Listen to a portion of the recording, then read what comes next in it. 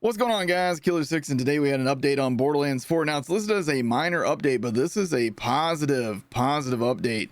So first and foremost, they've updated the pearlescent Eigenburst to drop at its intended rate. It was dropping at like 7 point something percent, which is way too high for a pearlescent. So it's now been brought down. We don't know the exact drop rate yet for pearls, but the scaling of pearlescent drops and ultimate Vault Hunter levels has been adjusted as well. And they said that we have adjusted how often the pearlescent gear drops at higher ultimate Vault Hunter levels to meet our goals for this top tier rarity. The starting drop chance remains the same, but the way it scales as you level up has been tuned. I had to burp. Standardized dedicated loot reward chances across all bosses in the base game, bounty packs, and invincible encounters. Now, what this means is they've made every boss drop a fixed percentage, and according to early reports from data miners, that is 9% for each item. So let me take you to Loot Lemon, and we'll give you an example of exactly what we're talking about. Probably the easiest one for me to show you is the bod, because I'm so used to this one at this point. All right, so the bod is in the loot pool of Axe Maul. Axe Maul can drop the bod, the Buzz Axe, and the Kill Spring rep kit. Now, the bod is listed as a 9%, but previously it had been 3%, and they had increased it. But if we go to Axe Maul and we take a look at his other drops, you can see he has a 6% chance at the Buzz Axe and a 3% at the Kill Spring. Well, this is old information now. All three of these will now be 9% on normal mode.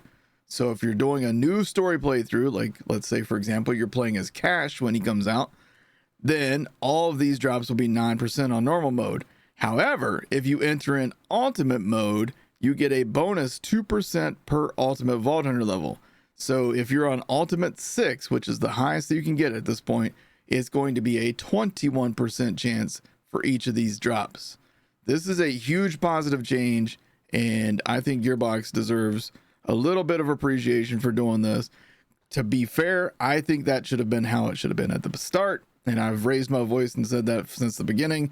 I'm just glad that they've heard the rest of the community say basically the exact same thing.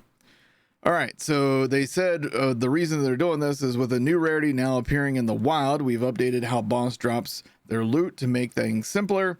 Bosses in the base game, including invincibles and all bounty packs, now use the same drop rate for their dedicated items, and we now know that's 9%. This change does not impact phosphine drop rates, that's your shiny drops. We are happy to bring this update to your loot hunt. Very, very positive change right there. Next thing up is they reduced the health of all Ordinite enemies spawned clones by 25%. The final boss has been unchanged. Anybody that's been doing the new bounty pack knows that the Ordinite enemies spawn a bunch of minions, and some of those minions are pretty rough, so they've decreased their health by a little bit. Not a whole lot, but a little bit, just to make things a little nicer. And then finally, Ordinite canisters have now got more weight to them to create a softer flight and landing. And the reason they did that was because if you're using a splash weapon, it would literally launch the canisters off the map, making it impossible for you to like complete a round on there. And they have also added an extra glow to make them easier to see.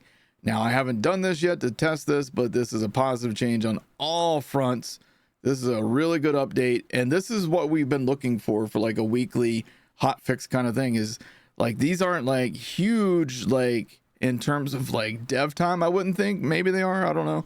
Obviously just changing the drop rate stuff, that's copy paste stuff basically, so that's not too bad. But doing something like this in a week's update is like, that's a huge positive change. So kudos to Gearbox for that.